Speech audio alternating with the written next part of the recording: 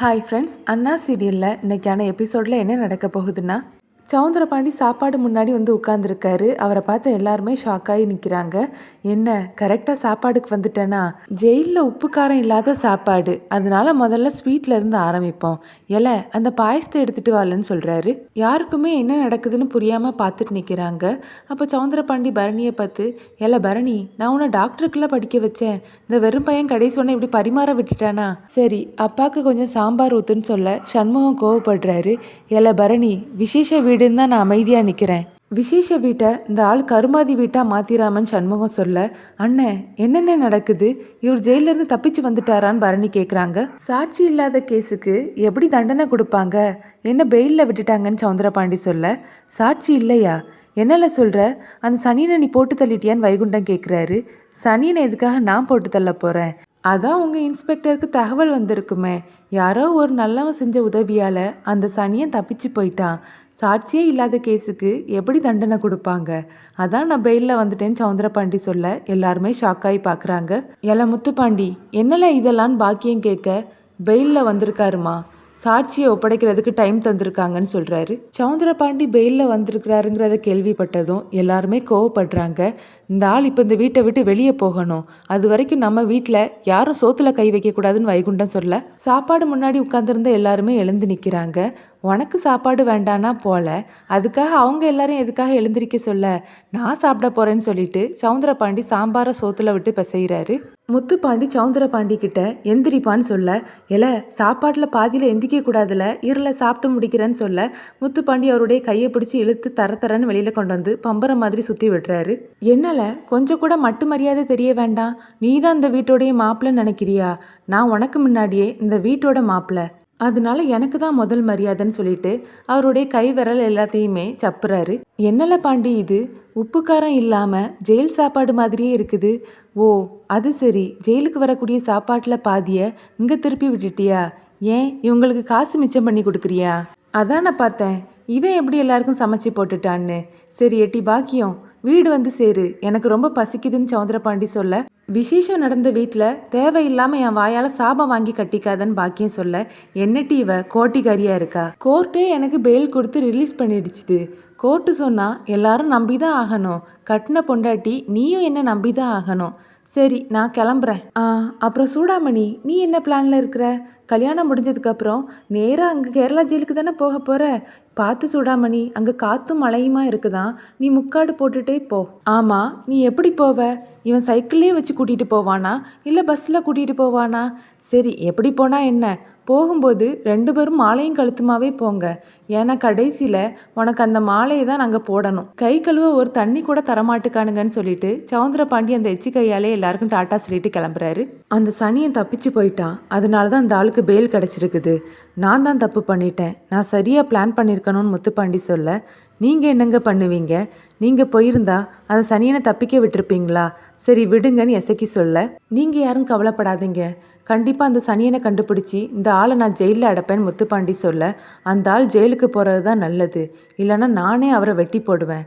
பரணிக்கு பண்ணி கொடுத்த சத்தியத்துக்காக கட்டுப்பட்டு தான் நான் அமைதியாக நிற்கிறேன்னு சண்முகம் சொல்கிறாரு. ஃபங்க்ஷன் எல்லாம் முடிஞ்சதுக்கப்புறமா பரணி அவங்களோட ரூமில் யோசனையாக உட்காந்துருக்காங்க. அப்புறம் சண்முகம் அங்கே வந்து, இன்னைக்கு ஃபுல்லாக ரொம்ப வேலைல, இப்போ தான் கணக்கு எல்லாத்தையும் முடிச்சுட்டு வரேன். அந்த வாழைத்தாறு கட்டினதுக்கு அவன் எவ்வளோ பணம் கேட்குறான்னு தெரியுமான்னு சொல்லி புலம்பிட்டு இருக்காரு. சரியில்ல, நான் இப்போ படுத்தா 10 மணி நேரம் நல்லா தூங்குவேன். நீயும் காலையிலேருந்து வேலை பார்த்துட்டு தானே இருந்த, உனக்கு தூக்கம் வரலையான்னு சண்முகம் கேட்க, இல்லைடான்னு பரணி சொல்கிறாங்க. இன்னைக்கு அம்மைக்கும் அப்பனுக்கும் நல்லபடியாக கல்யாணம் நடந்து முடிஞ்சதில்ல, அம்மா பேரில் இருந்த களங்கமும் போயிடுச்சுது.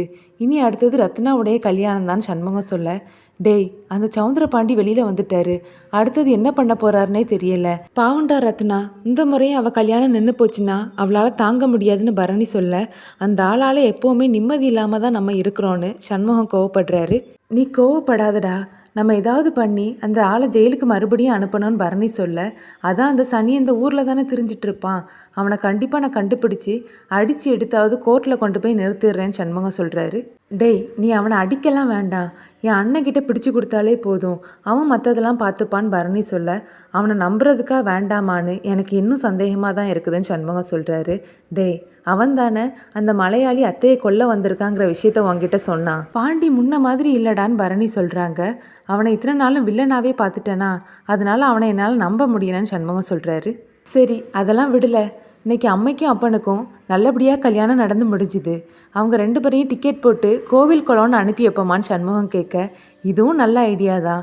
ஆனால் உள்ளூர் வேண்டாம், நம்ம வெளியூர் Varanasi, golden temple, Jagannath temple இந்த மாதிரி இடத்துக்கு அனுப்பி வைக்கலான்னு சொல்ல, அதெல்லாம் எங்கெல்லாம் இருக்குதுன்னு சண்முகம் கேட்குறாரு. காசிலடா, அந்த மாதிரி இடங்களுக்கு அனுப்பி வைக்கலான்னு சொல்லிட்டு பரணி யோசிக்கிறாங்க. என்னல யோசனை, அதிகமாக செலவாகும்னு யோசிச்சுட்டு இருக்கியான்னு சண்முகம் கேட்க, ஆமான்னு பரணி சொல்கிறாங்க.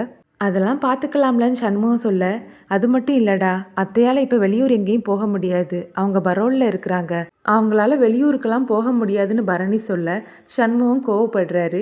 எல்லாம் அந்த ஆளால். முன்னாடியெல்லாம் கந்த சஷ்டி பாடின வாயி உன் அப்பனை இப்போ குத்துவேன் வெட்டுவேன்னே பேசிட்டு இருக்குதுன்னு சண்முகம் சொல்லும்போது, சரி விடுடா, கோவப்படாத, அந்த சனியனை கண்டுபிடிச்சி சீக்கிரமாக அந்த சவுந்தரபாண்டியை நம்ம ஜெயிலுக்கு அனுப்பணும், அதை பற்றி மட்டும் யோசின்னு சொல்லிட்டு பரணி படுக்க போகிறாங்க. சண்முகம் பரணியே பார்க்குறாரு.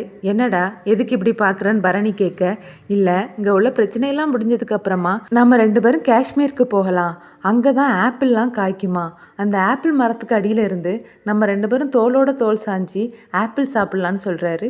என்னடா காஷ்மீரில் ஹனிமூனா, முதல்ல இங்கே இருக்கக்கூடிய பிரச்சனை எல்லாத்தையும் முடி, அப்புறமா நம்ம காஷ்மீருக்கு போய் ஆப்பிள் மரத்துக்கு அடியிலேருந்து ஆப்பிள் சாப்பிட்லான்னு பரணி சொல்கிறாங்க. போகிற போக்க பார்த்தா நான் கனவுல தான் காஷ்மீருக்கு போகணும் போல தெரியுதேன்னு சண்முகம் சொல்ல, சாமியாருக்கு ஆசையை பாரு, தூங்குடான்னு சொல்லிட்டு பரணி படுக்கிறாங்க. காலையில் சண்முகம் கணக்கெல்லாம் பார்த்துட்டு இருக்கிறாரு. அவருக்கு உதவியாக வைகுண்டம் இருக்கிறாரு. அப்போ போஸ்ட்மேன் வந்து போஸ்ட்டுன்னு சொல்ல வீரா போய் வாங்கிட்டு வராங்க. எத்தனை வருஷம் ஆச்சு இந்த மாதிரி தபால்காரர் சத்தம் கேட்டுன்னு சூடாமணி சொல்ல, அது என்ன போஸ்டடின்னு பரணி கேட்குறாங்க. அண்ணன் குரூப் 2 எக்ஸாமுக்கு நான் அப்ளை பண்ணியிருந்தேன்ல, அதுக்கு ஹால் டிக்கெட் வந்திருக்குன்னு வீரா சொல்ல எல்லாருமே சந்தோஷப்படுறாங்க. பரீட்சை எங்களை வச்சு நடக்குதுன்னு சண்முகம் கேட்க, மதுரையில் போட்டிருக்காங்கன்னு வீரா சொல்கிறாங்க.